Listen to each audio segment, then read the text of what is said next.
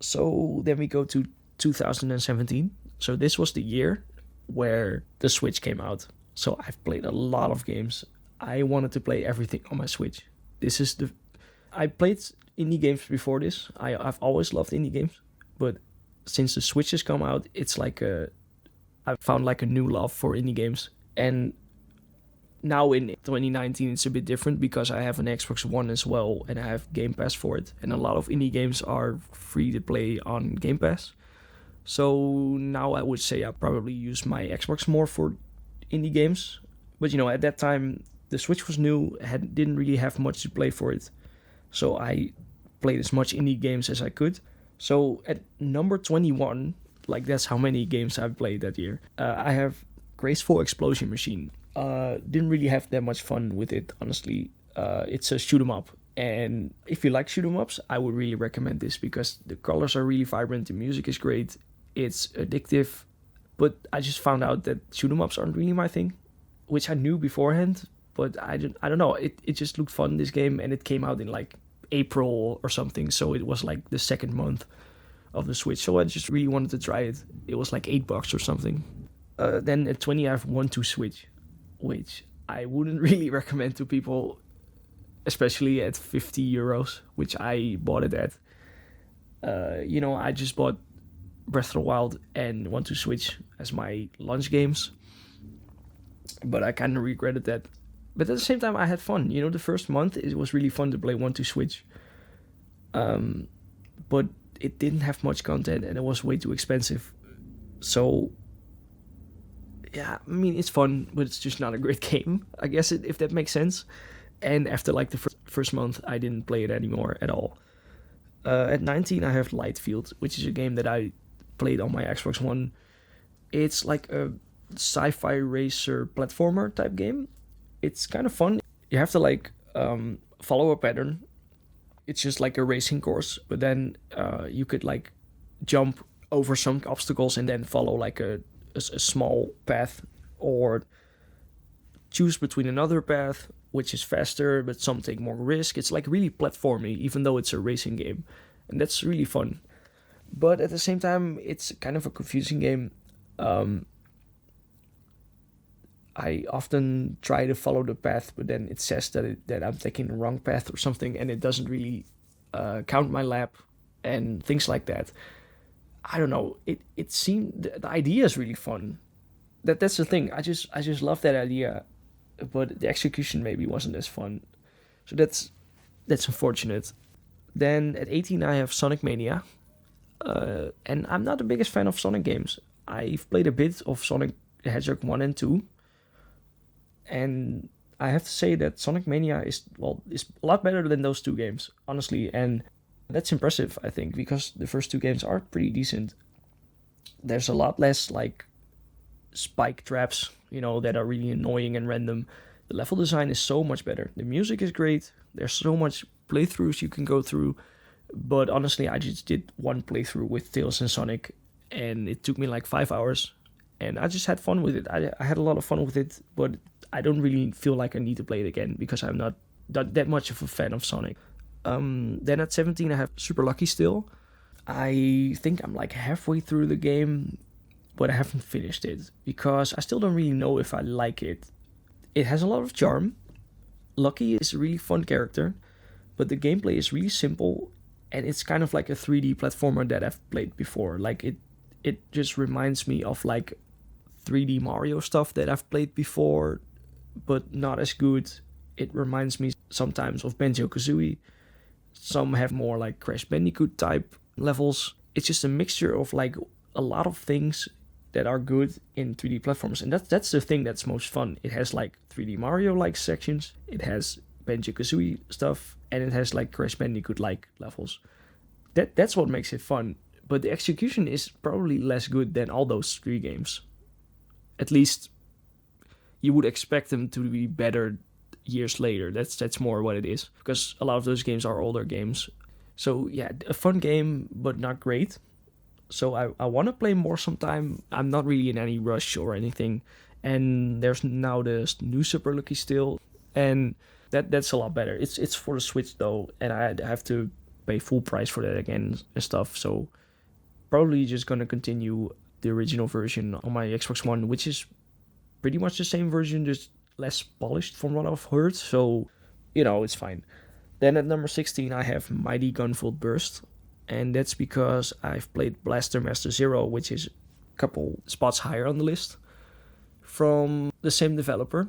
And this is a lot less fun than that, but it was still fun. It's like a Mega Man type game. It has Mighty Number 9, and I think his name is just Gunvolt from the Gunvolt series, I think.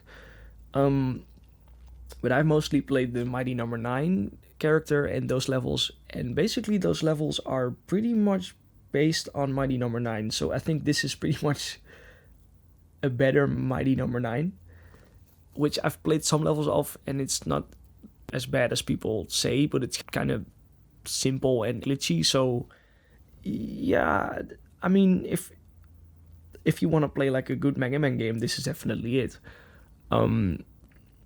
And honestly, I've played Mega Man 1 and 2, and maybe Mighty Gunvolt Burst holds up more, but I guess maybe some newer Mega Man games do as well. I'm not really sure.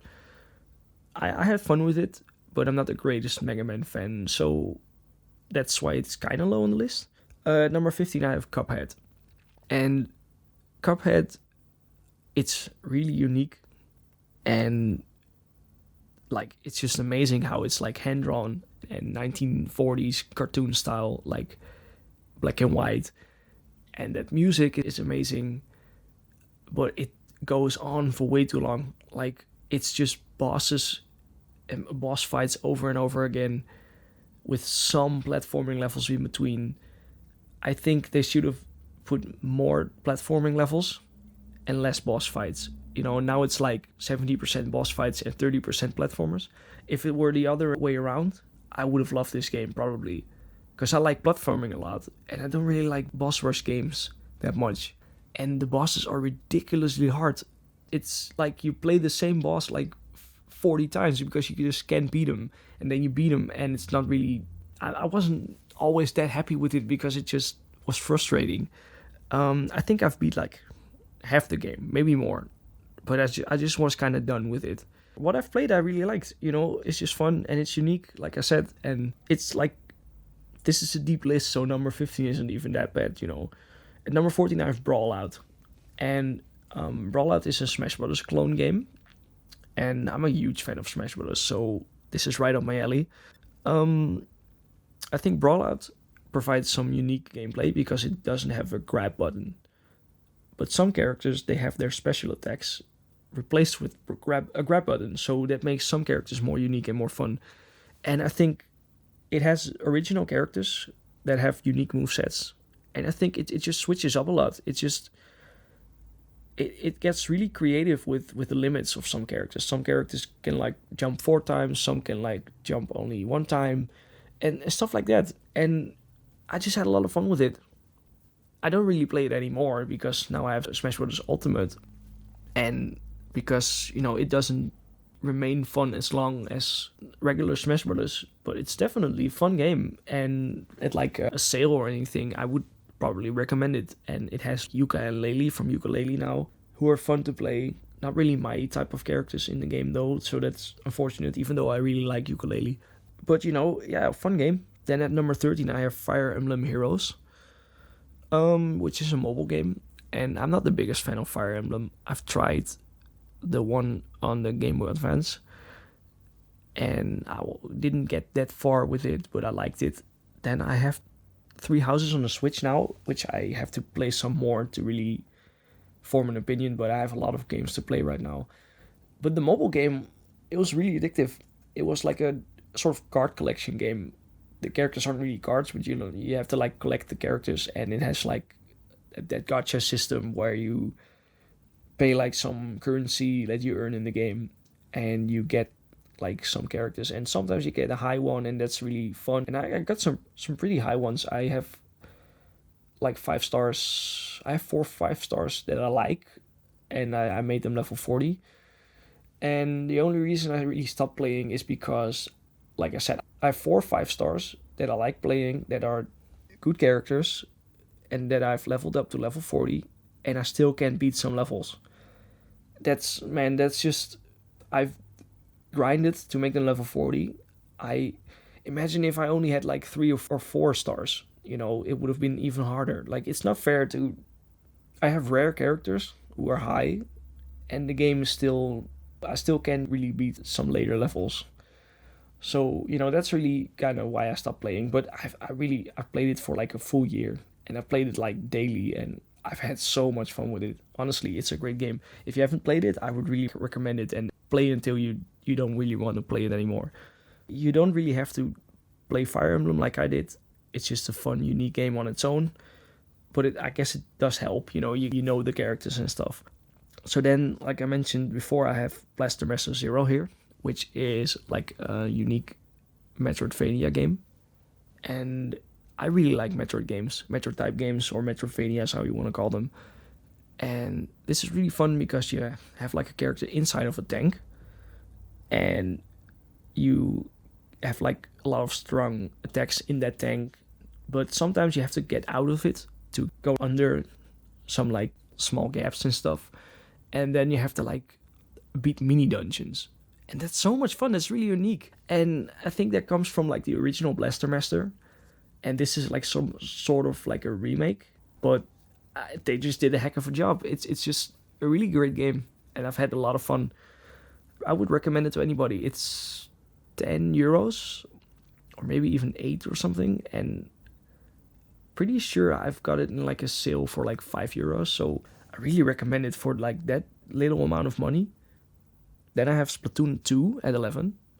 Like I've mentioned before, I love the original Splatoon, and I also love Splatoon 2, but it's pretty similar to the first one, so I feel less motivated to play it. But also they just finished all the updates, so I think now I would have more of like a complete experience. So I think I'm gonna pick it up again soon when I have some time and play it more.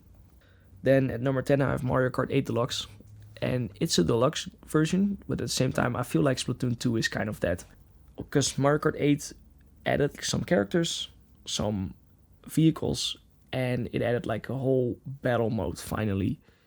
And the battle mode is so much fun to play. It has like 5 modes. This is the most fleshed out battle mode ever, and it's so much fun to play with friends.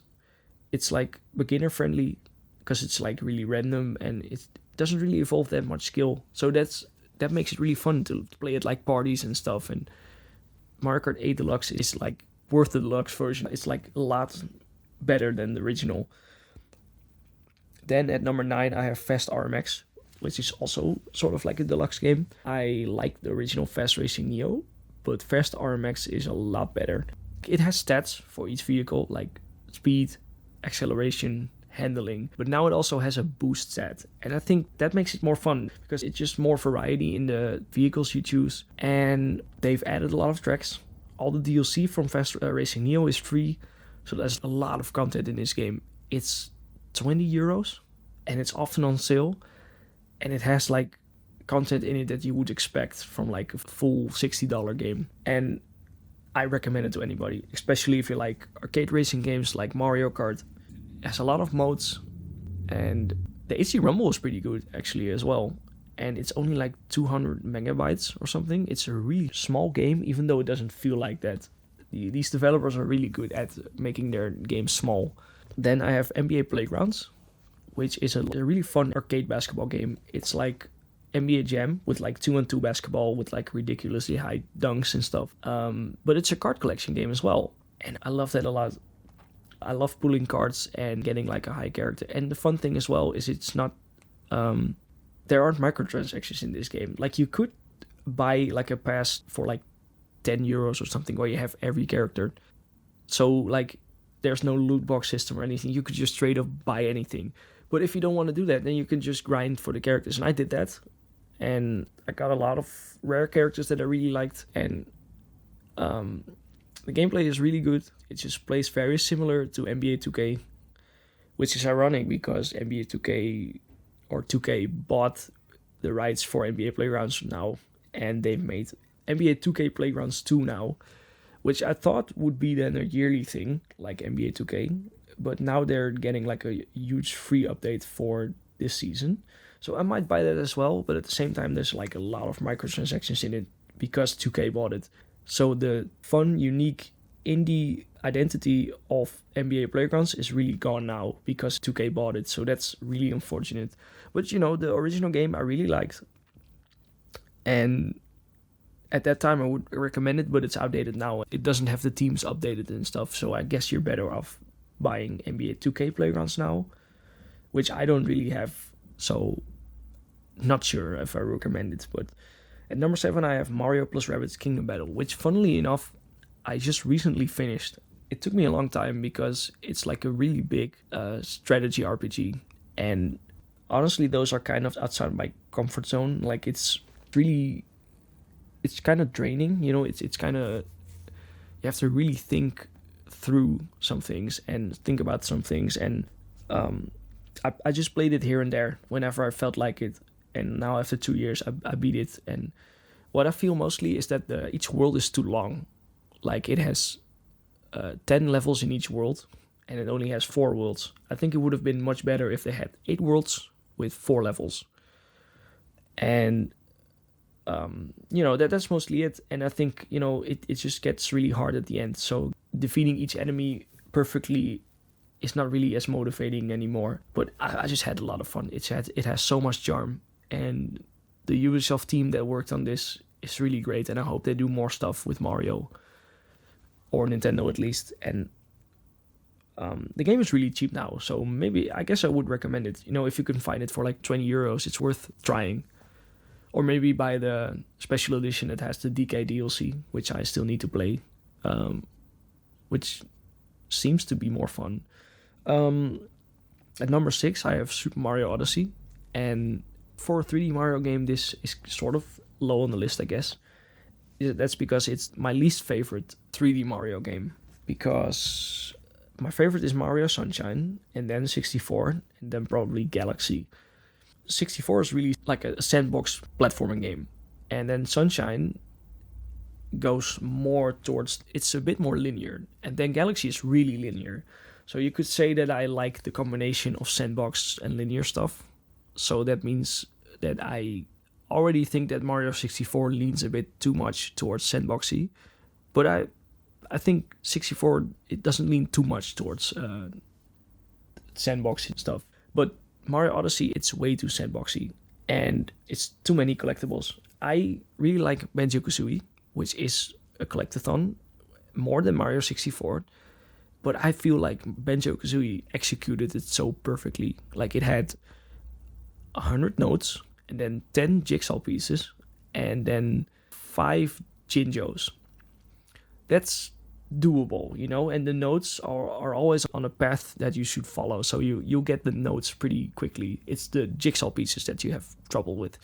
But in Mario Odyssey, you don't really have that. You usually have like 80 purple coins, and then like 140 or something moons. That's ridiculous. There's not really a path to follow towards the moons, because there's less coins than the moons. That's not how you should do it, in my opinion. That's hard, man. That's really difficult to... It's just difficult to get every moon that way. And levels are way too open. It's not really a fun level design in it. It's just like a playground. I mean, that's fun, you know, to treat it like a playground, to just mess around in it and just find what you find. But 100% completing is what makes a lot of Mario games fun, and that's not fun in this game. So I had a lot of fun, but not as fun as I would have expected with a Mario game. Then I have ARMS at number 5, and I'm probably the only one that likes ARMS that much. I think I've played it for like 80 hours or something.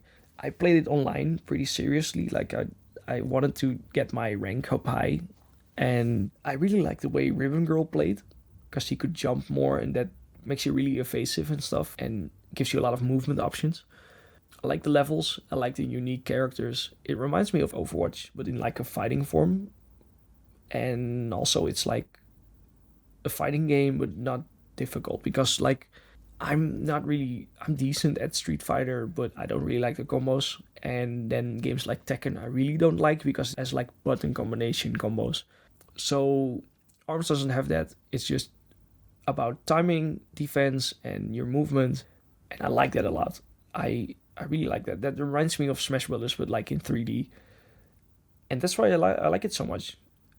And I guess I don't really play it anymore to this day, and it's not really that popular anymore, so it doesn't get played enough online. But I got almost every character. I beat the Grand Prix on level 9, so I'm pretty good with every character. And online I got like to rank 10 out of 15 or something, so I got pretty far into like ranking. And then at number 4 I have Snake Pass. And yeah, it's pretty clear that I really like 3D platformers, and Snake Pass is amazing. It's really unique because instead of walking and jumping, you're a snake and you have to slither, and you have to like figure out how to do that. And that was really fun to like figure out how to do that. Then you have to tie yourself into a sort of like a knot around like logs, and then you hold that. And it's really difficult to figure out how to do that, but it's really fun at the same time. I hear a lot of people say they don't like this game, and I really recommend this game. And then look up some tutorials. Like the developers have some videos up about how to play this game, and that really helped me, honestly. I figured some stuff out by myself, but the advanced stuff you have to really look up. And once you figure out how to do stuff, it's gonna feel really great. It feels really like you're like playing a snake. That's really fun. It's just so unique, and the collectibles are really in tough places, and that challenges you a lot. And the music is so great. Probably my favorite thing about it is the music. It's from David Wise, the composer of Donkey Kong Country, and I had so much fun listening to the music and just immerse myself into these levels because of the music. It's so relaxing and catchy. It's a full-on 3D game for like 20 euros, so I think that's amazing. And it has sales a lot. It's often like 10 euros or something. I recommend it to everybody who likes 3D platformers or unique gameplay styles. Then I have Metroid Samus Returns at 3. I'm a really big Metroid fan, and I think I prefer Metroid Prime, the 3D games, but not by that much. I really like Super Metroid. I really like Other M, despite people hating on it. I have a video about Other M defending it. Check it out on my channel. Because I really like Other M. I really like Super Metroid, Zero Mission. So Samus Returns is pretty much like Super Metroid again, but it's like a modern game, and it reminds me of Metroid Prime because it's like very eerie and creepy. That's what I like about Metroid. It's not scary. There aren't really jump scares per se. But it is kind of creepy and scary, and because, I don't know, the environment is just, you feel really alone and isolated. I guess I just really like the Metroid fights, like they're huge like Metroid bosses, and those were kind of jump scary sometimes. Like sometimes you see like the carcass, and then they appear out of nowhere.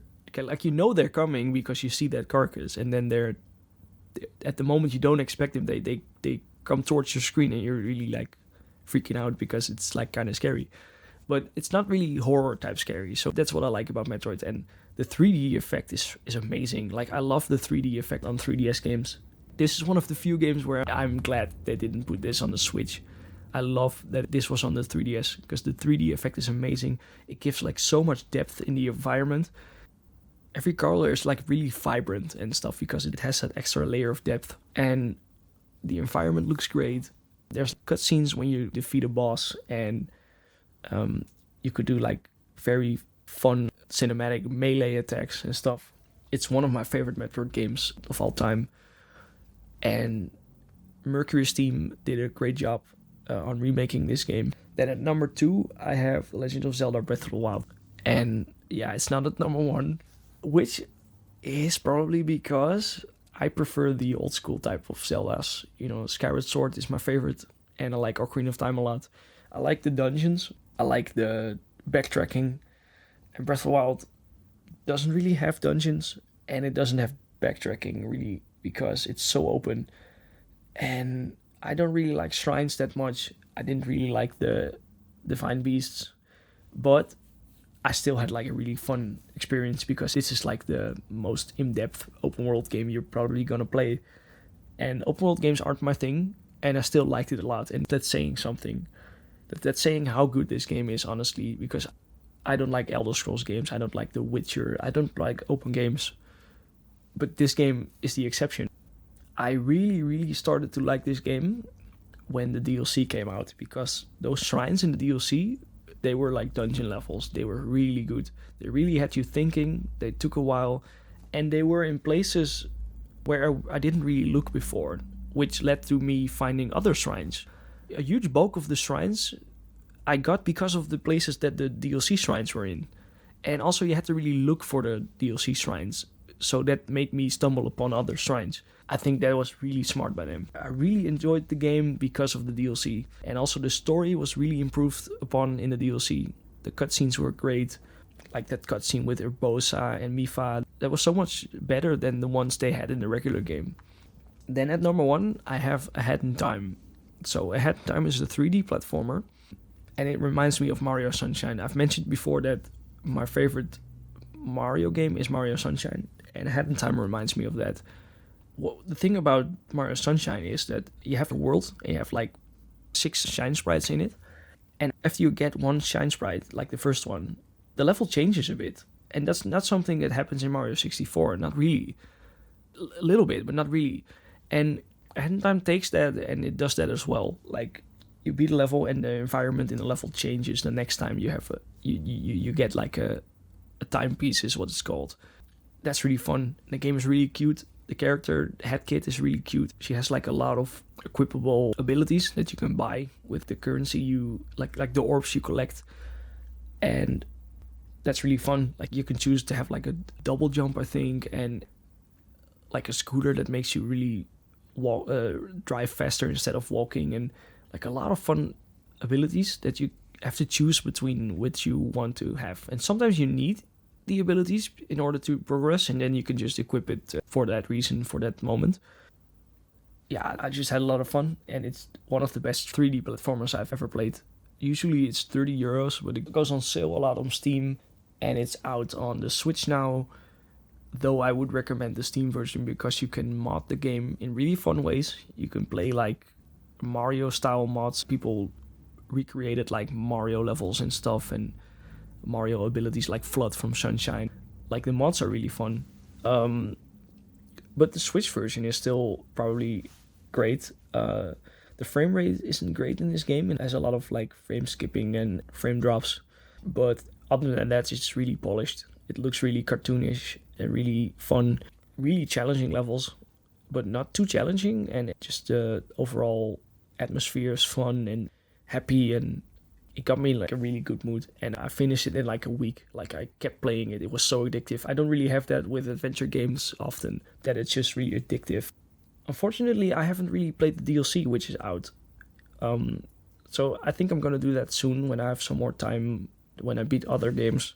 But yeah, this was my favorite game in like a crazy year of 2017. And that says a lot about the game. I did my favorite games of 2018 last year, so check that video out. I'm gonna do my favorite games of 2019 later this year, or maybe early next year. So check that out as well. And like I've mentioned earlier, check out the video where I defend Other M if you were intrigued about that.